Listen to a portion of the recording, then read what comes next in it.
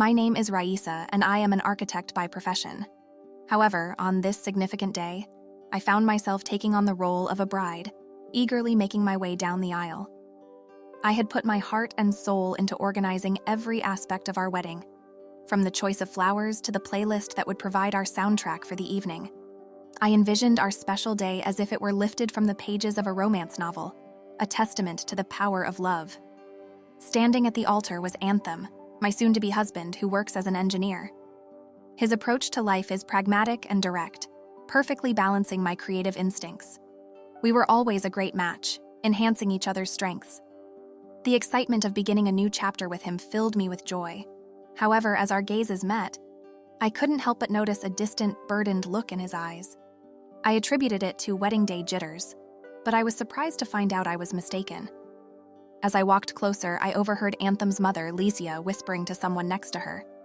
Her scrutinizing look made me uneasy, but she managed a strange smile and told me I looked beautiful, though her eyes told a different story. The ceremony moved forward, and when it was time for Anthem to speak his vows, there was a heart-stopping pause before he managed to say, "I do." His voice lacked the warmth I had come to associate with his affection for me. During the ring exchange, Licia made it a point to take a photo, loudly stating the importance of capturing the moment. Her words, though seemingly innocent, felt more like a veiled warning than a celebration of our commitment. At the reception, Licia found me mingling with some college friends and commented on my wedding dress with a thinly veiled critique, praising its beauty yet highlighting its non-traditional nature. I responded with a light-hearted remark about celebrating love in our unique way. Before the conversation could go further, Anthem stepped in, asking his mother to give us space. For a moment, I thought he was defending our choices, but his comment hinted at resignation rather than support. His words felt out of place on a day that was meant to be filled with nothing but happiness. I scanned the crowd, hoping to lock eyes with someone who might confirm that what I was experiencing was just typical wedding day chaos. Yet deep inside, I knew better. There was a palpable tension, an undeniable sense that something fundamental was amiss, and the red flags were too prominent to overlook any longer. As Anthem and I stepped onto the dance floor for our first dance, the distance between us was more than just physical. Our movements were in sync, but emotionally, we were worlds apart. The song was intended to celebrate our union, but it felt more like a cruel joke. When the music faded, Anthem's attempt at reassurance only emphasized the void between us. "So, Mrs. Raisa, are you ready for forever?" he asked. The irony of his question weighed heavily on me. I wanted to voice my doubts and wonder if all our tomorrows would be shadowed by the unease of today. Instead, I masked my concerns with a tentative affirmation, hoping against hope that the gloom would dissipate and that this rocky beginning was not a foretaste of what was to come. I was unaware that this day would merely serve as the overture to a challenging period that would test not only the resilience of our marriage, but the essence of my identity. As we celebrated our union, the festive toasts felt hollow, overshadowed by a sense of loss. The journey back to my home, a charming 3-bedroom house that stood as a testament to my hard work and independence, marked the beginning of our shared life. This home was meant to be our haven, the foundation for our future together. Yet it soon became the backdrop for a series of confrontations that felt more like an invasion than the start of marital bliss. Licia, living a mere quarter of an hour away, took to visiting uninvited with unsettling frequency. Her criticisms were relentless, targeting everything from my culinary skills to the decor of our home. Anthem's attempts to intervene were tepid at best, often seeming more performative than protective. Licia's intrusions became a regular ordeal. Each visit was an opportunity to assert her dominance through thinly veiled insults and critiques. However, the turning point came one afternoon when she arrived with suitcases in tow, her declaration of intent clear and her sense of entitlement palpable. "This is not just another visit," she announced, breezing past me to place her luggage in my favorite cozy corner by the window, my sanctuary for reading and quiet moments. "This spot will be just perfect for me," Licia proclaimed with a finality that made my heart drop. I turned to Anthem, my eyes wide with disbelief, silently begging him to intervene to preserve the sanctity of our home. Seizing a moment, I called Anthem aside, my voice shaking. "This is our home. Shouldn't we have talked about this first? His gaze met mine, void of the warmth and love that had once seemed so abundant. Hey, would you take a moment to like this video and subscribe to our channel? Thanks. Mom's getting older, Raisa. It's not right for her to be alone. She needs to be with family, he explained, stressing the word family in a way that made me feel excluded. But I'm not family. Is that it? The words barely left my lips before the tears began to well up, a mix of hurt and frustration. Anthem quickly countered, his patience thinning. You know that's not what I mean, but I owe her this. What about us? What about what we owe to each other? We're supposed to be building our life together, not living with your mom, I argued. But it was as if I was speaking to a wall. With Leisha's arrival, the dynamic of our home shifted drastically. Every corner of the house, once filled with our shared dreams and plans, now felt weighed down by tension and conflict. Her belongings overtook my once peaceful reading nook. The kitchen became a stage for her critiques. And Anthem, the man I had married, seemed more like an ally to Leisha than to me. It dawned on me that I was no longer just fighting to save my marriage or reclaim my space. I was fighting for my very sense of self, my dignity, and my peace. A persistent thought haunted me. How had things come to this point, where my desires, my space, and my voice were secondary to Leisha's preferences? The transformation was stark. My beloved nook was now a monument to Leisha's intrusion, the kitchen a battleground for her relentless criticism, and my husband had become a stranger, aligning himself with what felt like the opposition. And this was only the beginning. Life, already challenging, became an unbearable nightmare as the atmosphere in our home grew increasingly oppressive, symbolizing the shrinking of my own space and voice. To add to the mounting pressure, a discovery brought everything into sharper focus. The unmistakable presence of 2 blue lines on a pregnancy test, signaling a new life amidst the turmoil. This revelation intensified the situation, making the already dense atmosphere in the house almost suffocating. As I grappled with the realization that the stakes were now even higher, clutching the pregnancy test, my hands shook with a mixture of anticipation and dread. I had always dreamt that discovering I was pregnant would be one of the happiest moments of my life, a time filled with excitement and celebration. However, standing alone in the bathroom, tears welling up in my eyes as I faced my reflection, I realized this milestone felt more like a heavy burden. When I shared the news with Anthem, his reaction was disappointingly tepid. Well, that's something, he muttered, quickly diverting the conversation to a renovation idea his mother had proposed. It became clear that Leisha saw my pregnancy not just as news, but as her new project. She took it upon herself to oversee every aspect of it, from what I ate to where I would give birth, all under the guise of being helpful. Leisha's interference quickly escalated into a form of control. She scrutinized everything I ate, casting judgmental glances at even the simplest of meals and questioning my weight management despite my assurances that my diet was doctor-approved. Doctors these days have no clue, she scoffed dismissively, convinced that her outdated wisdom surpassed modern medical advice. As the pregnancy progressed, Leisha's demands grew more outrageous. She transformed my home into her domain, expecting me to maintain it to her standards, disregarding the fact that I was pregnant and needed rest. Raisa, why isn't the living room clean yet? She would demand from her spot in my once peaceful reading nook, now commandeered as her base for endless phone scrolling and TV watching. My protests of fatigue fell on deaf ears, with Leisha insisting that pregnancy was no excuse for laziness. Anthem's silence throughout these exchanges only added to the strain. His lack of support became painfully apparent, especially during a dinner that erupted into an argument over baby names. Leisha's harsh criticism of my chosen name was the last straw. Enough, Leisha. This is my child and I will decide how to raise them, I countered, my patience exhausted. Her reaction was one of anger, as if asserting some control over my own life was a personal affront. Anthem's attempt at peacemaking, siding with his mother and labeling me as emotional, only deepened the chasm between us. I was left feeling more isolated than ever, trapped in a home that had become a battleground where my voice seemed to matter less and less.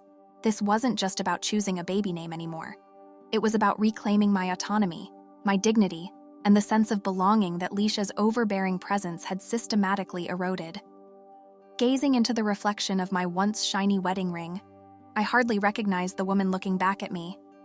This woman was gradually losing everything she held dear: her sanctuary, her self-respect, and most heartbreakingly, her determination to stand up for herself.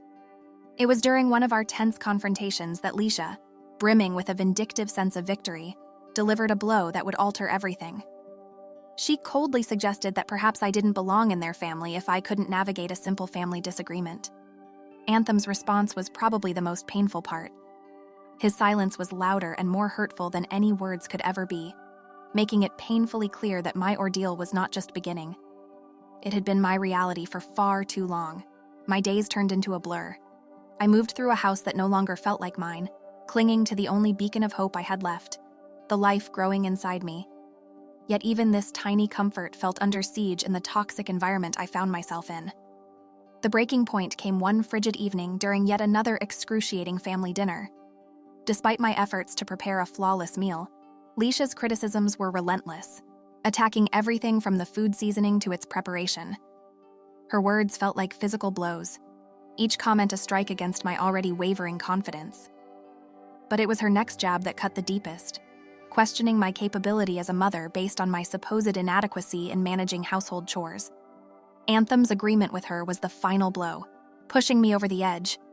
Fueled by a mix of anger, accumulated resentment, and sheer desperation, I found my voice. Step it up. I've been carrying our child, taking care of our home, and enduring endless criticism from your mother, and you're telling me to step it up? The shock on their faces said it all, but I was past caring. For too long, I had allowed myself to be diminished and belittled, but in that moment, I reclaimed my voice. I'm done. I can't do this anymore. The clarity of my decision pierced through the years of suppression. It was a declaration of my refusal to tolerate any more disrespect or emotional torment. I was ready to fight for myself, for my child, and for a future free from the shadows that had darkened my life. My voice broke as I spoke. I refuse to raise my child in a place where their mother is constantly belittled. If this is what being a family means to you, then I want no part in it. With those final words, I left the dinner table behind, their stunned silence echoing in my wake. Grabbing only the essentials, I made my way to the door, my hands trembling as I reached for the knob, eager to escape the suffocating atmosphere. Licia, ever the antagonist, chose that moment for her most cutting remark yet. And where do you think you're going? This is Anthem's house, not yours. I stopped and faced her, my resolve hardening. Actually, Licia, this house is mine. I bought it. I decide who stays and who goes. Anthem's voice broke through, tinged with desperation. Raisa, please, let's discuss this. But I was beyond negotiation. There's nothing left to discuss, I replied, my tears a testament to the pain of my decision. Stepping out into the cold night felt like stepping into a new chapter of my life, one filled with uncertainty but also a sense of liberation. The door closing behind me signified the end of a tumultuous saga, a final farewell to a life I could no longer bear. I walked away, each step a mixture of pain and determination, propelled by the need to reclaim my autonomy. The journey to my parents' home was a blur of cold fatigue and heartache. Just a short distance from my haven, a misstep caused me to stumble and fall. The physical pain was a mere echo of my inner turmoil, yet this fall did not deter me. It strengthened my resolve. Reaching my parents' doorstep, the concern in their eyes mirrored the gravity of my situation. As they ushered me to the hospital, I realized that this moment of vulnerability marked not just an end, but a beginning. Lying in the hospital bed, with the reality of my circumstances setting in, I understood that returning to my previous life was not an option. This breaking point was a crucial step towards reclaiming the life and dignity that had been eroded. A painful yet essential transition towards healing and independence. The clarity that comes with such moments is profound, revealing the path. I moved forward away from the shadows of the past toward a future of my own making. Caught in a whirlwind of emotions, I stood surrounded by my parents' comforting yet worried presence. Their concern was palpable, a silent testament to their fears about the actual state of my marriage, now unmistakably revealed in its troubled depth. Breaking the heavy silence, my mom voiced her concern, her words heavy with the weight of the unfolding reality. Raisa, love, what's your plan now? Unsure but resolute, I replied, "I'm not sure, Mom, but one thing's clear. I can't return to that life. Not now, not ever." My declaration, more confident than I anticipated, echoed my newfound determination. My father, who had been pacing anxiously, paused to reassure me, emphasizing that their support was unwavering regardless of my choice. He reminded me to consider not just my future, but that of the life growing inside me. His words prompted a silent acknowledgement from me. My mind had been a battlefield of scenarios, each uncertain yet laced with the possibility of a fresh start. Hey, would you take a moment to like this video and subscribe to our channel? Thanks. The unexpected buzz of my phone broke through my thoughts. A message from Anthem, a plea for communication. But to me, his timing was a door long closed. His words, unseen, were left in the void as I turned off my phone, a symbolic end to our dialogue. My next steps were clear, marked by action rather than words. Reaching out to a family lawyer was my first decisive act towards ending the turmoil of my marriage. Supported by my parents, we navigated the cold legal breakdown of our union, discussing divorce, custody, and financial support. Despite the sterile nature of these discussions, they empowered me, marking the first steps of taking control over my destiny and ensuring the well-being of my unborn child. Within a week, Anthem and Licia received the formal notices, divorce papers for Anthem, and an eviction notice for Licia from the legally mined home. Included were demands for substantial child support and compensation for the emotional turmoil I had endured. Though drastic, these actions were necessary, severing the ties that had long bound me to a life of despair.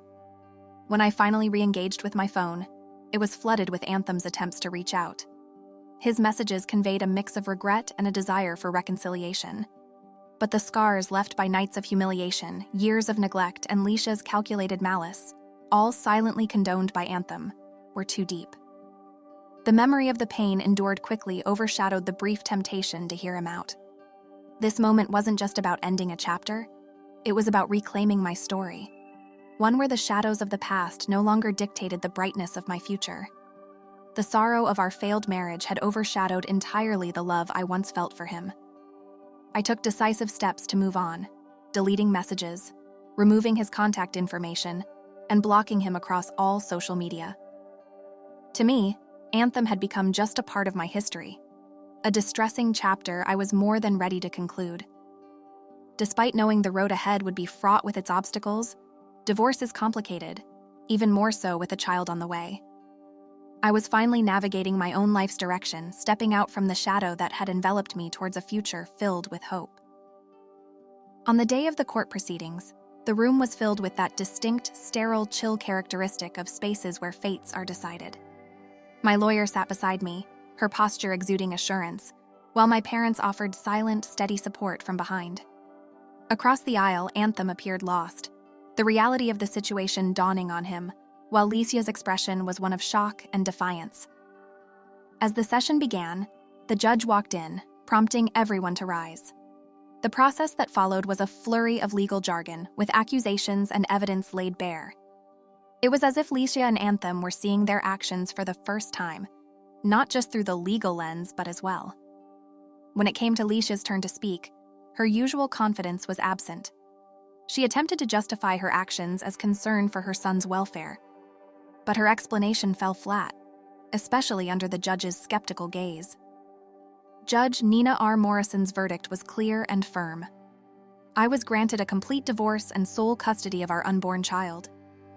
Anthem was ordered to provide child support, and Licia, faced with a hefty fine for her emotional abuse and harassment, was visibly shaken as the judge's gavel fell. A sense of liberation washed over me, though it was not without a tinge of sadness.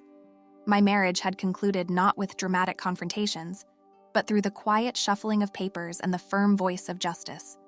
This chapter of my life was closed, paving the way for a new beginning, free from the chains of the past.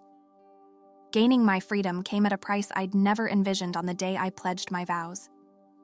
As we exited the courtroom, Anthem approached with a bewildered look, expressing his sorrow and disbelief at how our lives had unraveled. Looking into his eyes, I no longer saw my future, but rather a profound emptiness where love once resided. I never imagined this would be our end, Anthem. But apologies can't undo what's been done, I told him decisively. turning away to leave the past behind. Licia sought my gaze, possibly hoping for a sign of forgiveness or recognition, but I couldn't afford her that closure. She had taken too much from me, and I refused to let her see how deeply she had affected my light. Stepping outside, the world seemed to embrace me anew, with the sun shining brighter and colors more vivid. It felt like I was viewing life with a fresh perspective, one not dimmed by the shadows of turmoil. My mother's embrace and words of pride brought tears to my eyes. "You're truly free now, Raisa," she said, her emotion evident. "I couldn't have faced this without you and Dad," I responded, feeling immense gratitude for their unwavering support. That evening, in the solitude of my home, now solely mine, I felt a profound tranquility. Alone, yet far from lonely. For the first time in a long stretch, I was free to live by my standards. The path ahead as a single mother seemed daunting, yet as I felt my unborn child's movements, confidence washed over me. We would manage. I was sure of it. The ordeal I had endured led me to this moment of self-discovery. While it left scars, they marked a tale of resilience, not defeat. Facing the future, I was not just compelled by circumstance, but driven by choice. This distinction filled me with a profound sense of empowerment, ready for what lay ahead, not out of necessity, but from a place of deliberate decision. I knew this was the start of a meaningful new chapter. Let's conclude the story with Raisa standing at a crossroads, a place where her past struggles intersect with the promise of a new beginning. As she reflects on the tumultuous journey she has undertaken, Raisa feels a sense of both closure and anticipation for the future. With the legal proceedings behind her and the weight of her past lifted, Raisa embraces the opportunity to redefine her life on her terms.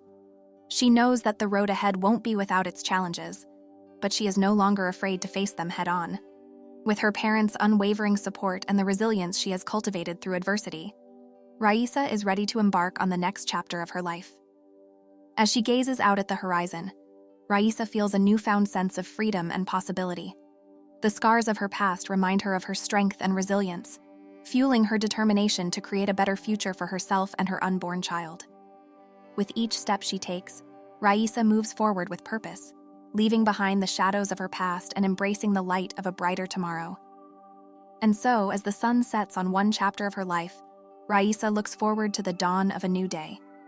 With courage in her heart and hope in her soul, she knows that no matter what challenges may come her way, she will face them with the same determination and grace that has carried her this far.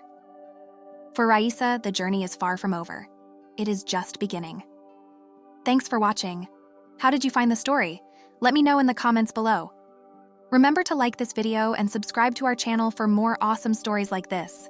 Your feedback and support mean a lot.